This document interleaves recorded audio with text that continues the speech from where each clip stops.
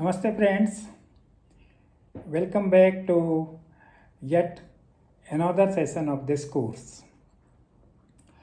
In last session, we discussed something about Vedas, and we also discussed that end part of the Veda is Upanishad.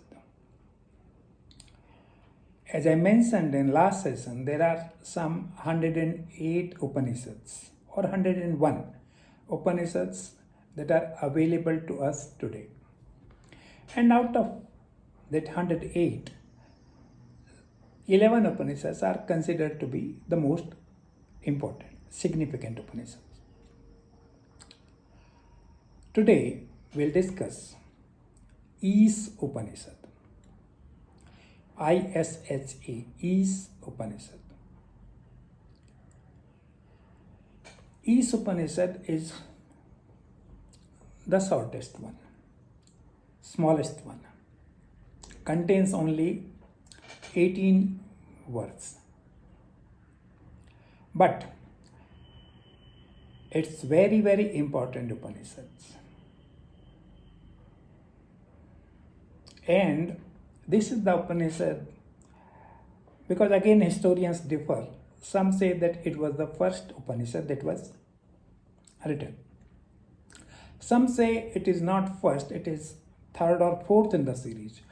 First two were Brihadaranya and Chandogya Upanishad. Whatever it may be. Important Upanishad. 18 verses, you can write them down all in half A4 size paper. That's all. But when it comes to the commentary on this Upanishad, Maharishi Aurobindo, the great Maharshi of our times, he has written in thousands and thousands of pages commentary on just 18 words. Wonderful. Okay. So, from our point of view, what makes sense, we'll discuss just that only. Okay. So, when it comes to Isha Upanishad, and since we are starting our discussions now, so in order that you can understand these terms well, I'll explain you in detail, because these terms will keep on discussing in number of our sessions. They are the crux. They are the entire philosophy of Hinduism. So first let us understand them, that it is the Lord.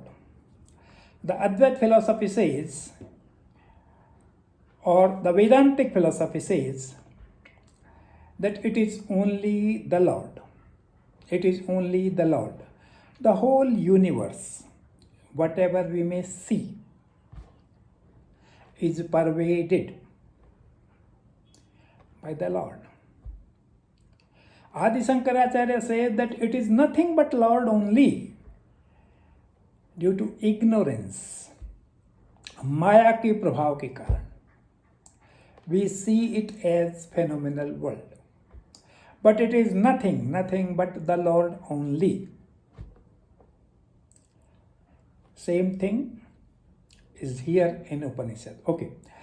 Another concept is that this whole world is pervaded or is subsumed by the Lord only. The second thing is that there are two things. One is, of course, the Lord, the God, the ruler, the master, the pure consciousness. And second spectrum is matter. On one side is gross matter and another side is spirit. Gross matter is this phenomenal world. The spirit is the Lord. Bringing them together, a journey from matter to spirit. It's all the subject matter of scriptures. How to cover this journey from matter, from human body to the soul. This body is a part of the matter. This universe is a part of the matter. But the second part is spirit, that is Lord. So entire philosophical knowledge is just this journey from one end of the spectrum to the another end. From body to soul, from gross to subtle, from matter to spirit. This is the knowledge of all Vedas, Upanishad, Bhagavad Gita, everything talks about the same. What happens? We are the body. We treat ourselves as body-mind complex only. We are, what do we say? I am this. I am that. This is my title. This is my house. This is my wife. Identification with material things. My wife, my son, my house, my car, my wealth. This is my title. I am holding a position of general manager or the position of vice president or a manager, and this is my name. This is how we describe ourselves. This is how this body is identified. But another spectrum is the Shastras say, or all Upanishads or all philosophies say, it's wrong. This is misidentification. You are not body and mind. You are the soul. The entire Bhagavad Gita philosophy is this. You are the soul. Tum Atman ho. Due to misidentification, wrong knowledge, you consider yourself as body and mind. And that's the whole problem. Whole suffering is because of this misidentification. Otherwise, you are the pure soul. Live like that pure soul. So that is the Indian philosophical point of view. That you are not body and mind, you are the soul. Due to misidentification, you consider yourself as body and mind. And whole life, you live like that and keep suffering because of this misidentification and keep taking birth after birth. That is the Indian philosophy. Same philosophy is talked about in Isha Upanishad. Isha Upanishad also says that you are the eternal soul. Eternal means it's not subject to birth and death. So Isha Upanishads, the important teaching is in the first verse only. It contains only 18 verses. And the very first verse is the most important verse of the entire Upanishad. Entire 18 verses.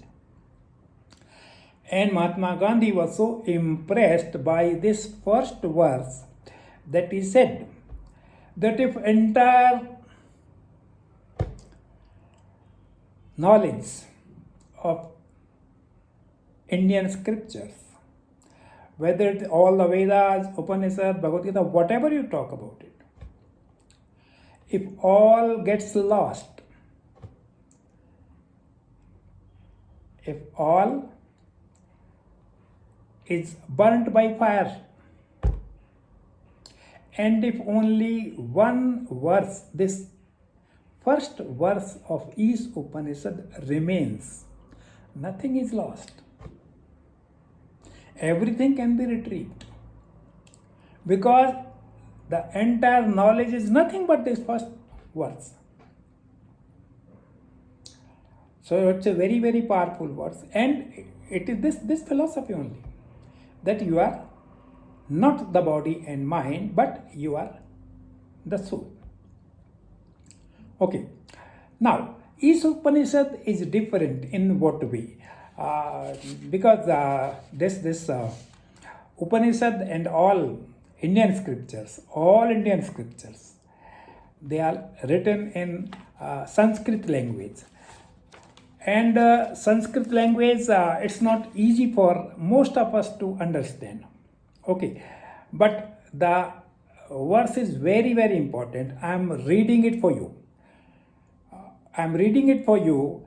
It makes sense. So, what this verse says, is vasyam idam, sarva yat kincha jagatyam jagat, ten tyakten vajintha ma graha kasya swedanam. Wonderful. So, what does it say? Is vasyam idam. Idam means this whole. Is Lord, the God. Is means the God. Vasyam is covered, is engulfed, is encircled. The whole world, whatever you see, is vyapt by the Lord. It is covered by the Lord. So there is nothing in both. Jagatyam jagat. Even the living beings and also the non-living. So whatever is there, living, all living beings, Lord is there. And even in non-living also, because the whole world, the entire Jagat, and not Jagat Brahmand, is vyapt by, or is covered by, is engulfed by the Lord. So there remains nothing. It's only the Lord. Same philosophy Vedanta talks about. Ten takten. Takten means sacrifice, renounce. Renounce this world. Because it is only the Lord. Accept that Lord. Renounce this all, whatever you see other things other than the Lord. And what does it say? Kasya siddhanam, dhanam. You are running after the money, running after the wealth. This Upanishad makes it clear.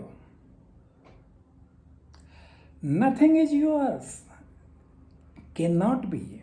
Because only thing that exists is the Lord. Only thing that exists, whatever we see, whether it is matter or the living beings, there is nothing but the Lord. And if that is the case, dhanam, whose dhan it is, which you are coveting, it is the Lord's. Because that is the only entity that lives in this universe. So why are you coveting the other's wealth? It is his wealth. Why are you appropriating it to your name? That's my wealth, it's my money, it's my bank balance. It's his. Wrong identification. Don't worry about it. We say don't steal. Same thing he talks about. कि किसका धन है, उसका धन है. Don't covet. Don't misappropriate it. Okay. Then one important thing of this Isha Upanishad is that this is the first Upanishad which talks about the karma. And this is a wonderful Upanishad. It's a wonderful Upanishad in what sense? I'll come in a few seconds. So this Upanishad say that karmas are important. Here, some say 4,000 years ago, they laid down the importance of karmas in our life. This Upanishad also says there is nothing that cannot be attained by doing karmas. So karmas are an integral part of your life. You cannot live without doing karmas. So karmas are important. Do karmas well. Whatever is assigned to you, whatever, there is a word, karmani. So whatever is assigned to, or whatever responsibilities are assigned to you, perform them well. Because that is what life is. Okay. And then again, this is the Upanishad which says that, okay, there is one aspect, the worldly life, and there is another aspect, the spiritual life. Worldly life, it's all about pleasures. It's all about earning wealth and making name, fame, prestige, power, influence, status. It's one part. Another part is renounce it and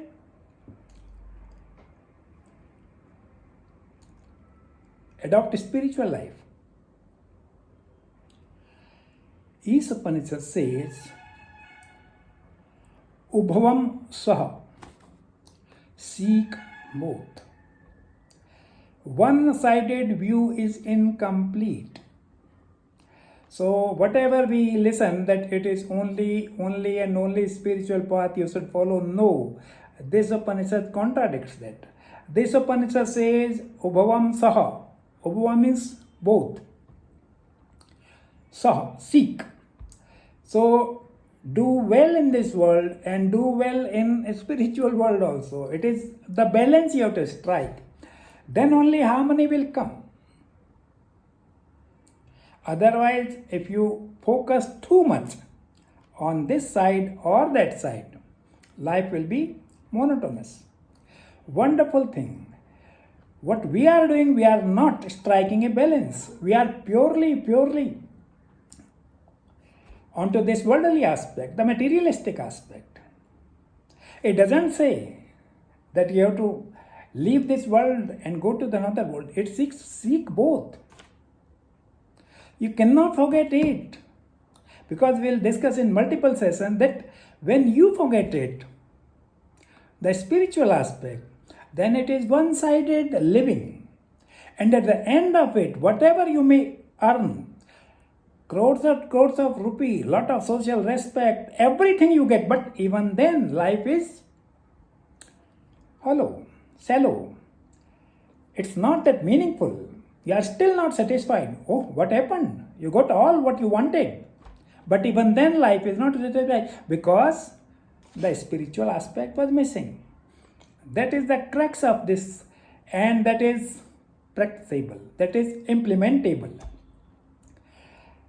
The important teaching that I like of this Upanishad, Ubhavam Saha, seek both. Don't be one-sided. So, if you try on both the sides, do something on both the sides, and strike a balance and make your life harmonious, it's a wonderful life. Important teaching of Upanishad. Okay? Thank you.